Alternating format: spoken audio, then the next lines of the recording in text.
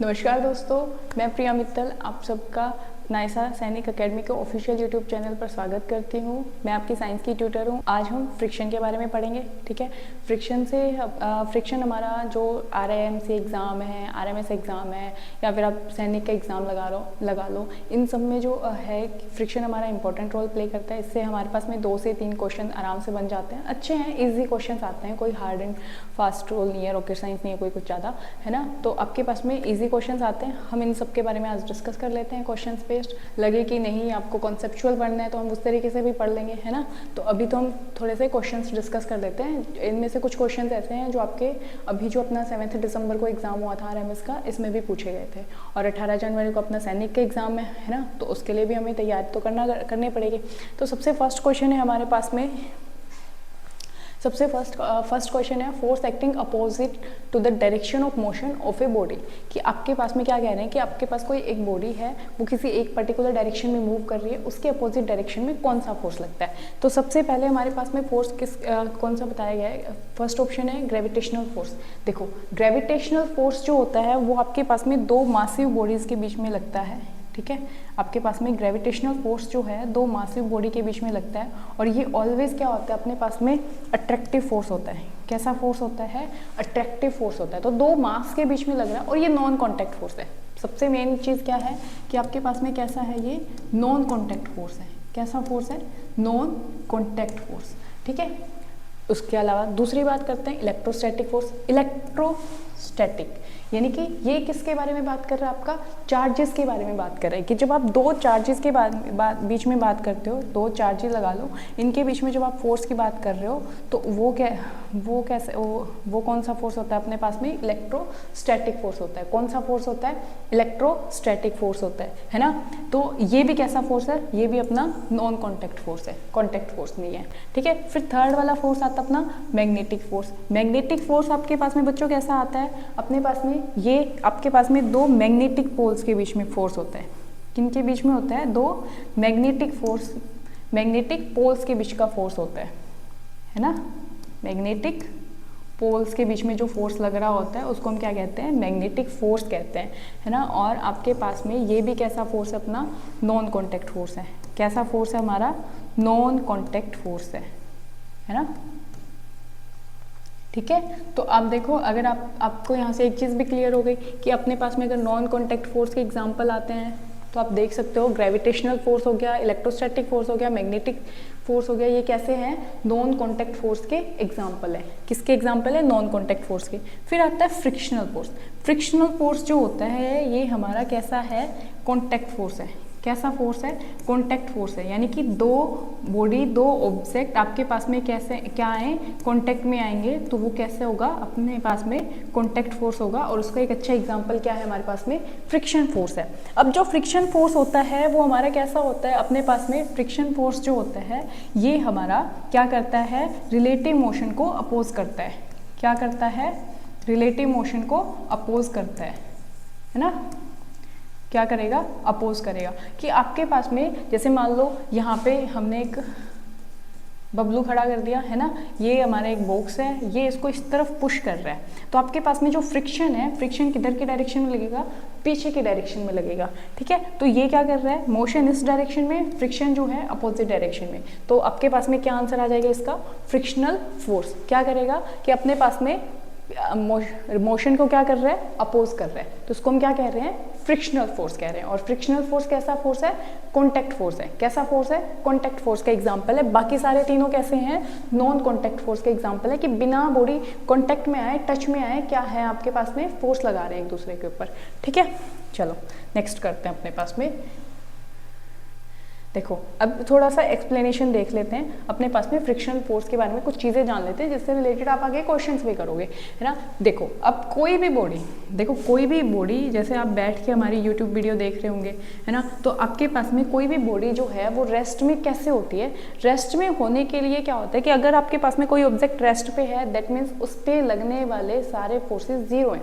यानी कि क्या बोला, अगर कोई बॉडी हमारे पास में रेस्ट में है, दैट मीन्स आपके पास में एफ नेट की वैल्यू क्या है, 0 है। क्या है, 0 है। यानी कि उसके ऊपर दाएं बाएं आगे पीछे से जितने भी फोर्स लग रहे होंगे वो कैसे होंगे, सारे एक दूसरे को कैंसिल आउट कर रहे होंगे और वो बॉडी रेस्ट में होगी, जो कि हमारी फर्स्ट कंडीशन भी बन रही है ना, कि आपके पास में हमारे पास में टेबल है, इस पर हमने ये बॉक्स रखा, कोई भी बॉक्स है नीचे की तरफ mg फोर्स लगाएगा, ठीक है। आपके पास में देखो जो आपके पास में वेट होता है, वेट है ना, वेट क्या होता है mg होता है, और ये वेट को आप किस में कंसिडर करते हो, अपना फोर्स होता है। वेट एक काइंड ऑफ फोर्स होता है जिसकी वैल्यू हम क्या लेते हैं m इंटू में g, यानी कि mass of the body and gravity, जो हमारे पास में एक्सेलरेशन ड्यू टू ग्रेविटी जो कि g है, ठीक है। तो नीचे की तरफ कैसा फोर्स लग रहा है, इसका वेट कितना है mg फोर्स लग रहा है, जिसको हमने क्या बोल दिया, फोर्स ड्यू टू ग्रेविटी, ठीक है। और इस अगर देखो,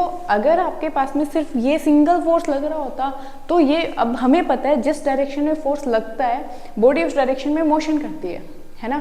तो अगर ये सिर्फ ये वाला ही फोर्स होता हमारे पास में तो ये बॉडी नीचे टेबल को फाड़ के नीचे आ जाती है ना, लेकिन ऐसा नहीं हुआ। तो ऐसा क्यों नहीं हुआ, क्योंकि इस कांटेक्ट में आने की वजह से, इस टेबल के साथ में कांटेक्ट के में आने की वजह से जो टेबल है वो भी इसके ऊपर की तरफ नॉर्मल रिएक्शन फोर्स लगा रही है। कौन सा फोर्स लगा रही है, नॉर्मल रिएक्शन जो आप लिखते हो, ठीक है। तो नॉर्मल रिएक्शन फोर्स लगा रही है, जिसको हम समटाइम्स R से भी रिप्रेजेंट करते हैं और अपना N से भी रिप्रेजेंट करते हैं, ठीक है। चलो, अब जब ये बॉडी रेस्ट पे रखी है और इस पे आपने इसको मूव कराने के लिए इस डायरेक्शन में आपने कोई फोर्स अप्लाई किया, भाई जैसे कि हमारे पास में कुछ है नहीं ऑब्जेक्ट, ठीक है, आपके पास में कोई बॉडी है, उसको आप पुश कर रहे हो या पुल कर रहे हो, इस करके आप कोई फोर्स लगा रहे हो जिससे आपने क्या किया, इसको आगे मूव कराने की कोशिश की।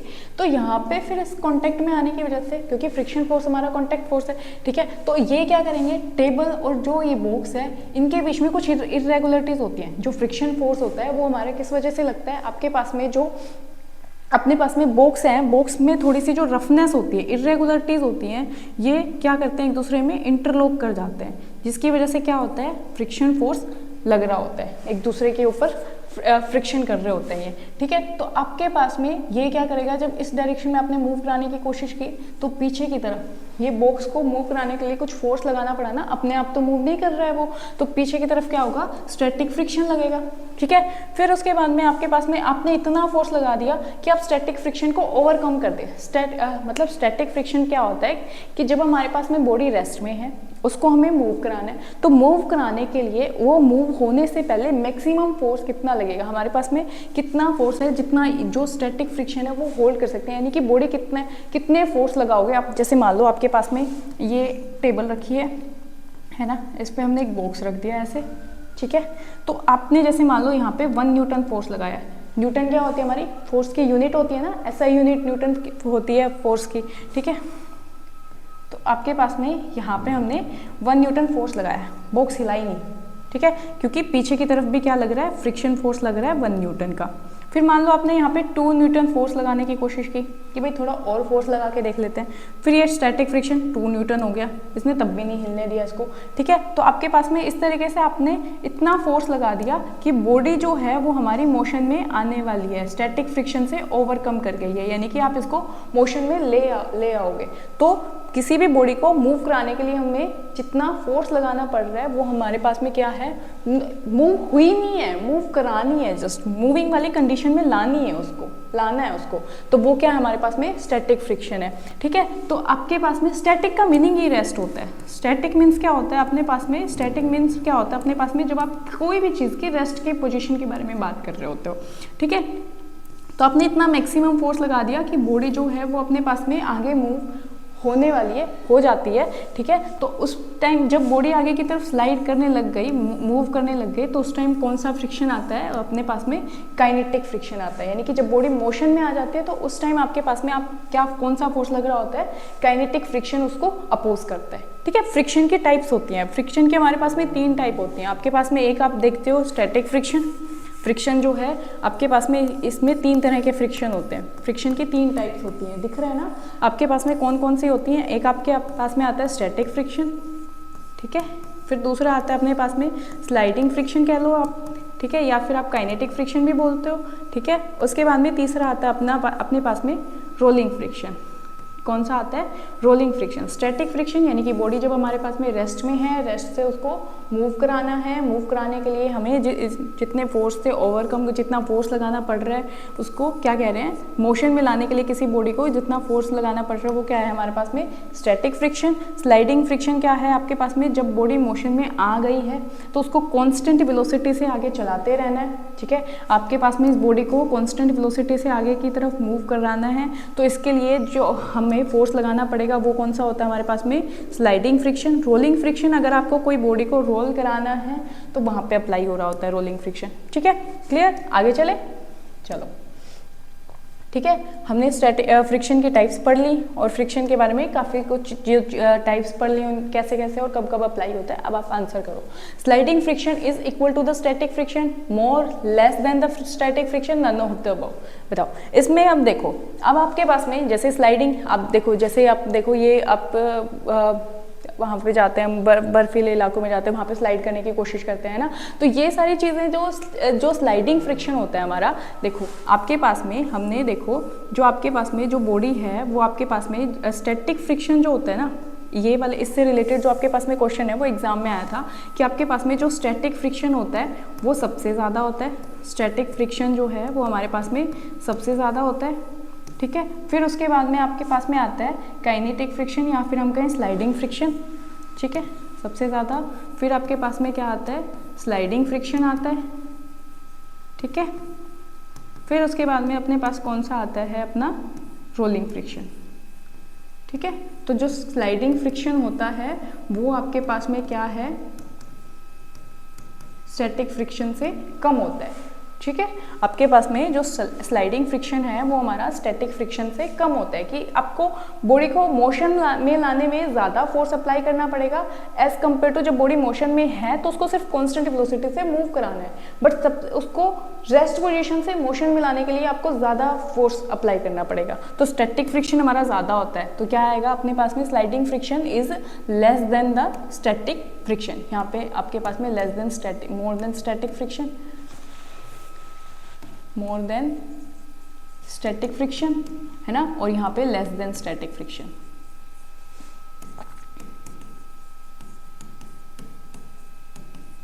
ठीक है। ये आपका PYQ है और इस साल मिलिट्री एग्जाम में ऑर्डर पूछा गया था। इस बार जो अपने पास में 7 दिसंबर को जो एग्जाम हुआ था ना उसमें ये ऑर्डर पूछा गया था, ठीक है।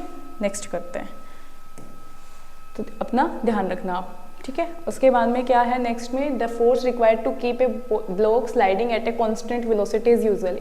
देखो ये हमने अभी पढ़ा है ना, कि आपके पास में अगर आपको कोई बॉक्स जो है उसको आपने स्लाइड करवाना है विद द कांस्टेंट वेलोसिटी, तो वो क्या हो जाएगा अपने पास में, equal to the maximum static friction, less than the maximum static friction, greater than the maximum static friction, या equal to the rolling friction. तो ये क्या आएगा अपने पास में, ये यहाँ पे कौन सा फ्रिक्शन लग रहा होता है हमारे पास में, स्लाइडिंग फ्रिक्शन, ठीक है। तो कांस्टेंट वेलोसिटी से स्लाइड कराना है तो यहाँ पे हमारे पास में कौन सा फ्रिक्शन लगता है, स्लाइडिंग फ्रिक्शन लगता है अपने पास में, ठीक है। तो यहाँ पे आपके पास क्या आ जाएगा, आपका कौन सा आ जाएगा, less than the maximum static friction, इससे कम फोर्स हमें अप्लाई करना पड़ता है, ठीक है। नेक्स्ट करते हैं, which of the following activity would be impossible if there were be no absolutely no friction, कि अगर आपके पास में कोई फ्रिक्शन नहीं है। देखो फ्रिक्शन के हमारे पास में बहुत सारे एडवांटेजेस भी होती हैं, बहुत सारे डिसएडवांटेजेस भी होती हैं। एडवांटेजेस आपको चलने में हेल्प करते हैं, ठीक है। अगर मान लो फ्रिक्शन हमारे पास में 0 हो गया तो आप चल ही नहीं पाओगे, फिसल जाओगे। फॉर एग्जांपल के लिए आप केले के छिलके पे पैर रखते हो, गीले फर्श पे पैर रखते हो, है ना। अपने स्कूल में या कहीं भी आपने ऐसे स्लोप देखे होंगे, स्लोप पे आप देखना जो अपने पास में टाइल्स लगी होती हैं वो कैसी होती हैं, थोड़ी सी रफ होती हैं एज कम्पेयर टू जो हम घरों में टाइल लगवाते हैं ना, वो एकदम प्लेन होती हैं। उसके कंपेरिजन में जो आपके पास में स्लोप होता है उस पर जो टाइल्स होती है वो रफ लगाते हैं, है ना। क्यों ऐसा, क्योंकि फ्रिक्शन ज़्यादा लगे और आप चल पाओ अच्छे से, उस पर स्लोप पे चढ़ पाओ, ठीक है। उसके अलावा रेसर्स देख लो, आपके जो रेसर होते हैं जो वो क्या करते हैं, उनके जो अपने पास में शूज़ होते हैं वो अलग टाइप के आते हैं, उनमें फ्रिक्शन ज़्यादा होता है, ठीक है। तो इस तरीके से आपके पास में कह रहा है कौन से आपके पास में अगर फ्रिक्शन नहीं हुआ तो इनमें से कौन सी एक्टिविटी हम नहीं कर पाओगे। Riding a bicycle, applying the brakes apply करते हो, बाइक लगाते हो, बाइक चलाते हो या बाईसाइकिल चलाते हो, गाड़ी चलाते हो, व्हीकल चलाते हो, वहाँ पे अपन ब्रेक अप्लाई कर रहे हैं, ब्रेक अप्लाई करके हम क्या कर रहे हैं, फ्रिक्शन को इंक्रीज कर रहे होते हैं, ठीक है। तो ये वाली भी एक्टिविटी नहीं हो पाएगी, ठीक है। उसके बाद में क्या है, writing on the blackboard with the chalk, chalk से लिखने के लिए भी आपको फ्रिक्शन चाहिए, ठीक है। आपके पास में जो बोर्ड होता है और जो अपने पास में चौक होता है उनके बीच में फ्रिक्शन की हेल्प से ही हम लिख पाते हैं, तो ये वाली एक्टिविटी भी हम नहीं कर पाएंगे। वॉकिंग विदाउट स्लीपिंग, स्लीपिंग के हम चल भी नहीं पाएंगे, है ना। तो ये आपके पास में क्या आ जाएगा option, all of the above, ठीक है। नेक्स्ट हम देखते हैं, ठीक है, which of the following activity would be impossible, ये हो गया। नेक्स्ट देखो, हाँ ये मैंने इमेज डाली हुई थी कि अपने पास में आप ब्रेक लगाते हो तो आपके पास में यहाँ पे ब्रेक लगाते वक्त भी अपने पास में फ्रिक्शन काम कर रहा होता है, चलते वक्त भी हमारे पास में फ्रिक्शन काम कर रहा होता है, और जो ये टायर्स होती हैं उसमें भी, टायर्स में भी हम अच्छी ग्रिप बने, अच्छे से चल सके, उसके लिए भी हम क्या करते हैं, अपने पास में इनका फ्रिक्शन फोर्स बढ़ाने के लिए हम ऐसा इनकी शेप देते हैं ताकि फ्रिक्शन फोर्स इंक्रीज हो जाए, ठीक है। चलो नेक्स्ट करते हैं।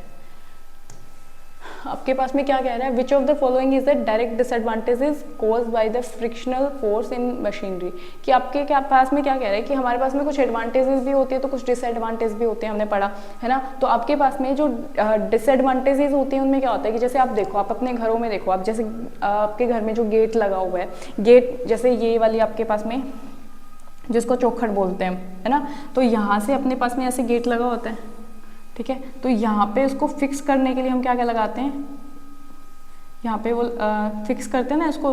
तो आपने देखा होगा समटाइम्स क्या होता है, ये दरवाजा जो होता है, गेट जो होता है, वो हमारा हम खोलते हैं या बंद करते हैं तो उस टाइम ये आवाज़ करने लग जाता है ना। तो ये क्या किस वजह से होता है, क्योंकि इसमें क्या होता है, जंग लग जाती है समटाइम, ठीक है, रस्ट कर जाता है। ये स्टील का और लोहे से ही बना होता है, ठीक है। तो आपके स्टील का बना होता है, ये समटाइम्स ये लोहे से भी बना होता है, तो ये क्या करता है, इसमें रस्ट लग जाती है। रस्ट लगने से क्या होता है, ये फ्रिक्शन कॉज करता है, तो ये आवाज़ करने लग जाता है। तो ये क्या कर रहे हैं हम, फ्रिक्शन की वजह से क्या हो रहा है, ये आपके पास में जो मशीनरी पार्ट्स होते हैं, इस तरीके से आपका देखोगे तो जो मशीनें होती हैं बड़ी बड़ी, वहाँ पर भी फ्रिक्शन की वजह से क्या होता है, वो डैमेज हो जाती हैं, ठीक है। तो आपके पास में ऑप्शन क्या कह रहा है, stopping a moving car efficiently, ये तो एडवांटेजेस है ना। आपके पास में फ्रिक्शन फोर्स की वजह से जो कार है वो स्टॉप हो जाती है, उसमें तो आप अपने ब्रेक लगाए तो आपने स्टॉप करने के लिए यानी कि फ्रिक्शन फोर्स बढ़ाया, ये तो एडवांटेज हो गया।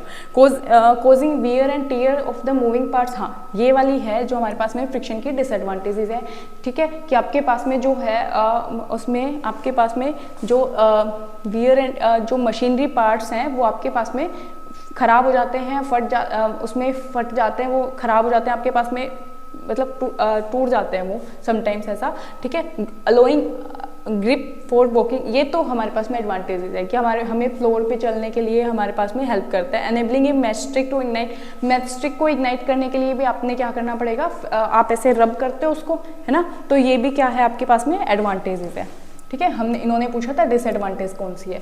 नेक्स्ट वाले में है कि आपके पास में friction can be reduced by, अब जब डिसएडवांटेज हैं फ्रिक्शन की तो उन डिसएडवांटेजेस से ओवरकम करने के लिए हम क्या करते हैं, फ्रिक्शन को कम करने की कोशिश करते हैं। तो उस केस में हम क्या यूज़ करते हैं, अब देखो आपने कैरम बोर्ड काफ़ी ज़्यादा खेला होगा, है ना। तो कैरम बोर्ड खेलते वक्त उस पर आप पाउडर डालते हो ताकि आपके पास में फ्रिक्शन कम हो जाए और जो गोटियाँ हैं वो आराम से जा पाएँ। तो आप क्या कर रहे हो, उसमें लुब्रिकेंट्स ऐड कर रहे हो ताकि फ्रिक्शन को रिड्यूस किया जाए, जहाँ पे हमें फ्रिक्शन की ज़रूरत नहीं है, हम वहाँ पे फ्रिक्शन रिड्यूस करना चाहते हैं, तो उसके लिए हम लुब्रिकेंट्स यूज़ करते हैं। फाइन पाउडर यूज़ करके भी हम क्या कर रहे होते हैं, अपने पास में अपना फ्रिक्शन को कम कर रहे होते हैं। पॉलिश करके भी हम फ्रिक्शन को कम करते हैं। तो इसमें सारे ऑप्शन सही हैं, तो ये क्या आ जाएगा, ऑल ऑफ द अबव, ठीक है। नेक्स्ट करते हैं अपने पास में, विच of the following type of friction is generally the greatest in magnitude for a pair of to surfaces. तो इसमें तो पता ही है, वेल नोन है, आपके पास में कौन सा आ जाएगा, स्टैटिक फ्रिक्शन आ जाएगा, ठीक है। अब आपके पास में देखो एक आप फ्लूइड फ्रिक्शन और देख लो। फ्लूइड से क्या मीनिंग है अपने पास में, फ्लूइड मीन्स आपके पास में जो चीज़ें फ्लो करें, है ना, जो अपने पास में फ्लो करेंगी उनको क्या कहेंगे, फ्लूइड्स कहेंगे, ठीक है। और उसके लिए आपके पास में कौन कौन सी चीज़ें आ जाएंगी इसमें, अपनी लिक्विड्स, ठीक है, और अपने पास में जो गैसेज होती हैं वो आ जाएंगी। ठीक है, तो इस तरीके से आपके पास में फ्लूइड, जब आपके पास में जो भी कोई बॉडी है वो मूव करे और उसके ऊपर फ्लूइड अगर आपके पास में फ्रिक्शन लगा रहा है तो उसको हम क्या कह रहे हैं, फ्लूइड फ्रिक्शन कह रहे हैं। जैसे कि आपके पास में नाव जो है ये चल रही है पानी के अंदर, तो पानी इसके ऊपर पीछे की तरफ फोर्स लगा रहा है, फ्रिक्शन लगा रहा है, वाटर रेजिस्टेंस, ये क्या है, एक तरह का फ्लूइड रेजिस्टेंस है। ठीक है, इसी तरीके से जो एरोप्लेन होती है उसको भी आगे बढ़ने के लिए थ्रस्ट अप्लाई करना पड़ता है, क्योंकि पीछे की तरफ क्या लग रहा है, इस पे एयर रेजिस्टेंस लग रहा है। इसके अलावा भी आप देख सकते हो कि मान लो आपने एक बॉल ली, बॉल से तो सब खेलते हैं हम, ठीक है, बॉल ली, उसको आपने ऊपर, एक बॉल लेके आपने ऊपर की तरफ फेंका, तो आप देखो कुछ टाइम पे जाके ये यहाँ पे मान लो यहाँ तक पहुँच के स्टॉप हो गई और फिर ये नीचे आ जाती है। भाई एक पर्टिकुलर हाइट पे राइज करके वो नीचे आती है, ऐसा क्यों? क्योंकि जब वो ऊपर की तरफ जा रही है तो इसके ऊपर जो एयर फ्रिक्शन है वो नीचे की तरफ लग रहा होता है ना, जिसकी वजह से ये क्या करते हैं, इसकी वेलोसिटी को कम कर देते हैं। ठीक है, दूसरा अपने पास में ग्रेविटी भी लग रही होती है, ग्रेविटेशनल फोर्स की वजह से भी ऐसा होता है, लेकिन एक अपने पास में जो एयर रेजिस्टेंस होते हैं, एयर ड्रैग होता है या फ्लूइड फ्रिक्शन होता है, उसकी वजह से भी ऐसा होता है। ठीक है, वो भी उसकी स्पीड को कम कर रहा होता है। नेक्स्ट हम देखें, नेक्स्ट में क्या है, what is the primary physical cause of friction between two solid surfaces, कि आपके ये इन्होंने क्या पूछा है कि आपके पास में जो फ्रिक्शन फोर्स है वो टू बॉडीज की वजह बीच में क्यों आता है। तो ये हमने पहले भी डिस्कस किया था कि interlocking of the microscopic irregularities, जो आपके पास में रफनेस होती है, जो आपके पास में रफनेस होती है या फिर आपके पास में जो अपने पास इरेगुलरिटीज होती हैं बॉडी में, उसकी वजह से क्या होता है, अपने पास में उनकी इंटरलॉकिंग की वजह से फ्रिक्शन फोर्स आता है।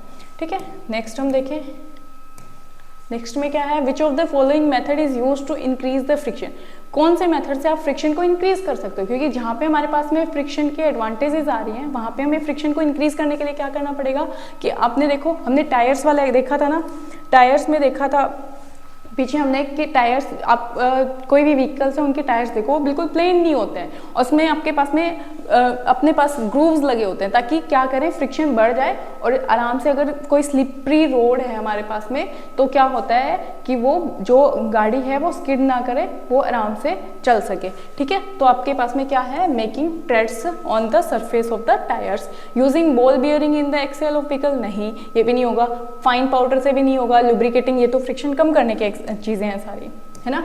नेक्स्ट हम करते हैं,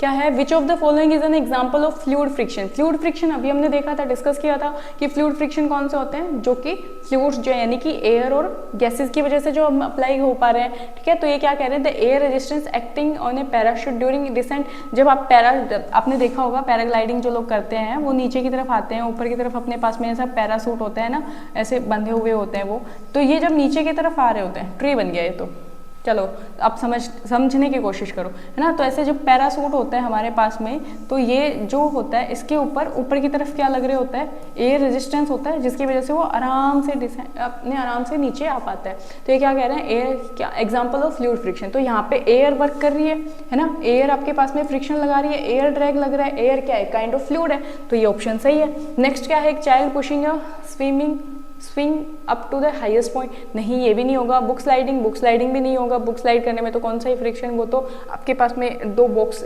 सॉलिड है ना, वो तो वहाँ पे तो एयर फ्रिक्शन ही लग रहा था। व्हील और फिर रोल करने में भी आपके पास में रोलिंग फ्रिक्शन लग रहा होता है, ये भी नहीं होगा। ठीक है, तो आपके पास में फर्स्ट ऑप्शन करेक्ट हो जाएगा। नेक्स्ट हम देखते हैं, नेक्स्ट वाले में क्या है, the frictional force is directly proportional to which of the following. Frictional force जो होता है वो किस पे डायरेक्टली प्रोपोर्शनल होता है, तो आपके पास में जो फ्रिक्शन फोर्स होता है वो डायरेक्टली प्रोपोर्शनल होता है नॉर्मल रिएक्शन के। जब ये प्रोपोर्शनलिटी साइन हटाते हैं तो हम क्या यूज करते हैं, म्यू एन। म्यू क्या होता है, कोफिशिएंट ऑफ फ्रिक्शन, क्या होता है अपने पास में, कोफिशिएंट ऑफ फ्रिक्शन। ठीक है, चलो अब इसमें क्या बोला, मास ऑफ द ऑब्जेक्ट, नहीं, नॉर्मल रिएक्शन जो होती है वो कितनी होती है अपने पास में, n इंटू में mg, तो नॉर्मल रिएक्शन पे डिपेंड करता है। ठीक है, the vehicle of the object, the area contact between the two surfaces, the normal reaction pressing the two surfaces, तो नॉर्मल रिएक्शन वाला ऑप्शन करेक्ट हो जाएगा। ठीक है, चलो नेक्स्ट करते हैं अपने पास में। अच्छा, अब ये मैं नॉर्मल रिएक्शन में, एक सेकेंड रुकना, नॉर्मल रिएक्शन को मैं थोड़ा सा और एक्सप्लेन कर दूं कि आपके पास में जो नॉर्मल रिएक्शन होती है ये mg किस केस में है, जब आपके पास में बॉडी जो है रेस्ट में है, उसमें जब मतलब आपके पास में इस तरीके का फोर्स लग रहा है, कि इस बॉडी ऐसे टेबल पे रखी हुई है, ये अपने पास में नीचे की तरफ mg फोर्स लग रहा है और ऊपर की तरफ नॉर्मल रिएक्शन लग रही है बस। ये इस केस के लिए n = mg लिखा मैंने, बाकी नॉर्मल रिएक्शन आपकी वेरी करती है अगर कुछ और फोर्सेस भी लग रहे होते हैं तो वो, ठीक है। तो यहाँ पे इसीलिए हमारे पास में मास के ऊपर डिपेंड नहीं करेगा, किसके ऊपर डिपेंड करेगा, नॉर्मल रिएक्शन के ऊपर डिपेंड करेगा, ठीक है। नेक्स्ट चलते हैं, अगला क्या है अपने पास में, the maximum static frictional force that must be overcome to start an object moving is also known as limiting friction, ठीक है। आपके पास में क्या कह रहा है, द मैक्सिमम स्टैटिक फ्रिक्शन, जो मैक्सिमम स्टैटिक फ्रिक्शन होता है अपने पास में that must be overcome to the start an object, object को स्टार्ट करने के लिए मैक्सिमम स्टैटिक फ्रिक्शन की बात की है तो उसको हम क्या कहते हैं, लिमिटिंग फ्रिक्शन कहते हैं, ठीक है। Next, aeroplane flying in air experience which type of friction, ये वाला क्वेश्चन आया हुआ है अपना 7 दिसंबर वाले एग्जाम में, आरएमएस का जो मिलिट्री का एग्जाम जो हुआ था उसमें, तो इसमें कौन सा आ जाएगा अपने पास में, ड्रैग फ्रिक्शन, ठीक है। कौन सा फ्रिक्शन आएगा अपने पास में, ड्रैग फ्रिक्शन आ जाएगा। नेक्स्ट, वैसे हमारे चैनल पे ही आपको आरएमएस का जो एग्ज़ाम हुआ था उसके आंसर की भी प्रोवाइड की हुई है, ज़रूर देखना जाके, ठीक है, क्योंकि वहाँ से आपका रिवीजन हो जाएगा पूरे सिलेबस का और आपको कुछ इंपॉर्टेंट टॉपिक्स जो हैं उनके कॉन्सेप्ट के बारे में भी पता लग जाएगा, है ना।